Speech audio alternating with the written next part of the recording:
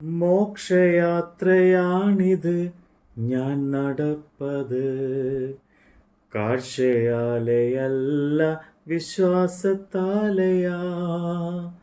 മോക്ഷയാത്രയാണിത് ഞാൻ നടപ്പത്, കാഴ്ചയാലെയല്ല വിശ്വാസത്താലെയാ. വീഴ്ചകൾ താഴ്ചകൾ വന്നിടും വേളയിൽ രക്ഷകൻ കൈകളിൽ താങ്ങിടും.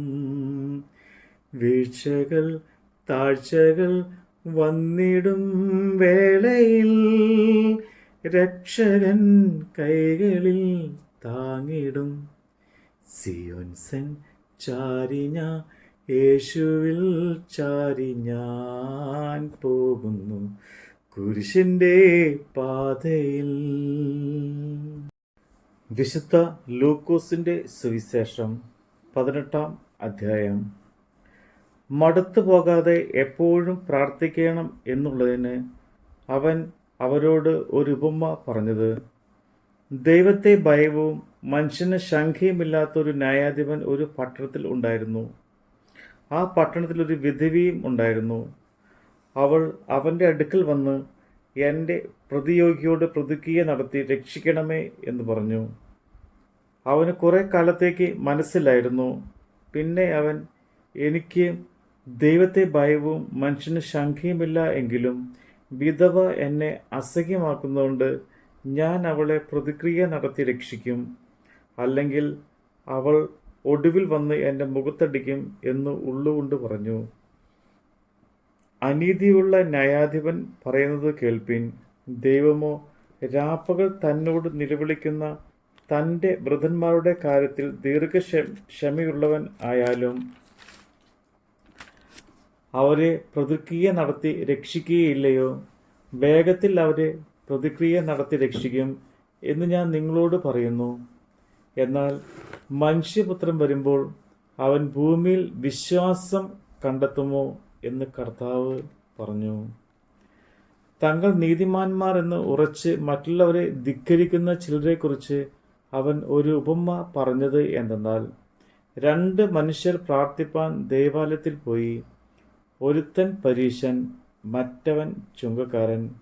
പരീശൻ നിന്നുകൊണ്ട് തന്നോട് തന്നെ, ദൈവമേ, പിടിച്ചുപറിക്കാർ, നീതികെട്ടവർ, വ്യഭിചാരികൾ മുതലായവ ശേഷം മനുഷ്യരെ പോലെയോ ഈ ചുങ്കക്കാരനെ പോലെയോ ഞാൻ അല്ലായ്കയാൽ നിന്നെ വാഴ്ത്തുന്നു. ആഴ്ചയിൽ 2 വട്ടം ഉപവസിക്കുന്നു. നേടുന്നതിലോ ഒക്കെയും പാതാരം കൊടുത്തു വരുന്നു എന്നിങ്ങനെ പ്രാർത്ഥിച്ചു. ചുങ്കക്കാരനോ ദൂരത്ത് നിന്നുകൊണ്ട് സ്വർഗത്തിലേക്ക് നോക്കുവാൻ പോലും തുനിയാതെ മാറത്തടിച്ചു, ദൈവമേ, പാപിയായ എന്നോട് കരുണയുണ്ടാകണമേ എന്ന് പറഞ്ഞു.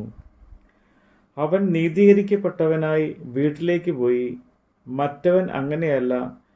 തന്നെത്താൻ ഉയർത്തുന്നവനെല്ലാം താഴ്ത്തപ്പെടും, തന്നെത്താൻ വാഴ്ത്തുന്നവൻ എല്ലാം ഉയർത്തപ്പെടും എന്ന് ഞാൻ നിങ്ങളോട് പറയുന്നു.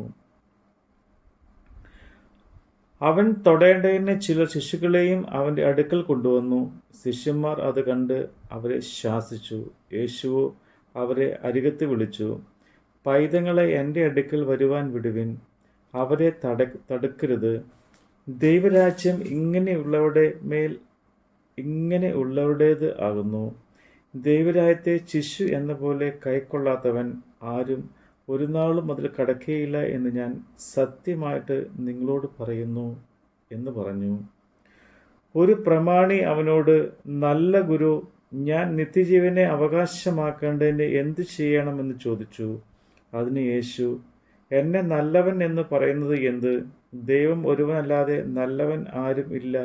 വ്യഭിചാരം ചെയ്യരുത്, കൊല ചെയ്യരുത്, മോഷ്ടിക്കരുത്, കള്ളസാക്ഷ്യം പറയരുത്, നിന്റെ അപ്പനെയും അമ്മയെയും ബഹുമാനിക്കുക, എന്നീ കൽപ്പനകളെ നീ അറിയുന്നുവല്ലോ എന്ന് പറഞ്ഞു. ഇവയൊക്കെ ഞാൻ ചെറുപ്പം മുതൽ കാത്തുകൊണ്ടിരിക്കുന്നു എന്ന് അവൻ പറഞ്ഞത് കേട്ടിട്ട് യേശു, ഇനി ഒരു കുറവ് നിനക്കുണ്ട്. നിനക്കുള്ളതൊക്കെയും വിറ്റ് ദരിദ്രർക്ക് പകുത്ത് കൊടുക്കുക, എന്നാൽ സ്വർഗത്തിൽ നിനക്ക് നിക്ഷേപമുണ്ടാകും. പിന്നെ വന്ന് എന്നെ അനുഗമിക്കുക എന്ന് പറഞ്ഞു. അവൻ അത്രയും ധനികനാകൊണ്ട് ഇത് കേട്ടിട്ട് അതിദുഃഖിതനായി തീർന്നു. യേശു അവനെ കണ്ടിട്ട്, സമ്പത്തുള്ളവർ ദൈവരാജ്യത്തിൽ കടക്കുന്നത് എത്ര പ്രയാസം! ധനവാൻ ദൈവരാജ്യത്തിൽ കടക്കുന്നതിനേക്കാൾ ഒട്ടകം സൂചിക്കുഴിലൂടെ കടക്കുന്നത് എളുപ്പം എന്ന് പറഞ്ഞു. ഇത് കേട്ടവർ, എന്നാൽ രക്ഷിക്കപ്പെടുവാൻ ആർക്ക് കഴിയും എന്ന് പറഞ്ഞ് അതിന് അവൻ, മനുഷ്യരാൽ അസാധ്യമായത് ദൈവത്താൽ സാധ്യമാകുന്നു എന്ന് പറഞ്ഞു. ഇതാ, ഞങ്ങൾ സ്വന്തമായത് വിട്ട് നിന്നെ അനുഗമിച്ചിരിക്കുന്നു എന്ന് പത്രോസ് പറഞ്ഞു. യേശു അവരോട്, ദൈവരാജ്യ നിമിത്തം വീടോ ഭാര്യയോ സഹോദരന്മാരെയോ അമ്മയപ്പന്മാരെയോ മക്കളെയോ വിട്ടുകളഞ്ഞിട്ട് ഈ കാലത്തിൽ തന്നെ പല മടങ്ങായും വരുവാനുള്ള ലോകത്തിൽ നിത്യജീവനെയും പ്രാപിക്കാത്തവർ ആരും ഇല്ല എന്ന് ഞാൻ സത്യമായിട്ട് നിങ്ങളോട് പറയുന്നു എന്ന് പറഞ്ഞു. അനന്തരം അവൻ 12 കൂട്ടിക്കൊണ്ട് അവരോട്, ഇതാ, നാം യെരൂശലേമിലേക്ക് പോകുന്നു. മനുഷ്യപുത്രനെക്കുറിച്ച് പ്രവാചകന്മാർ എഴുതിയിരിക്കുന്ന എല്ലാം നിവൃത്തിയാകും. അവനെ ജാതികൾക്ക് ഏൽപ്പിച്ചു കൊടുക്കും. അവർ അവനെ പരിഹസിച്ച് അവമാനിച്ച് തുപ്പി തല്ലിയിട്ട് കൊല്ലുകയും 3-ാം നാൾ അവൻ ഉയർത്തെഴുന്നേൽക്കുകയും ചെയ്യും എന്ന് പറഞ്ഞു. അവരോ ഇതൊന്നും ഗ്രഹിച്ചില്ല.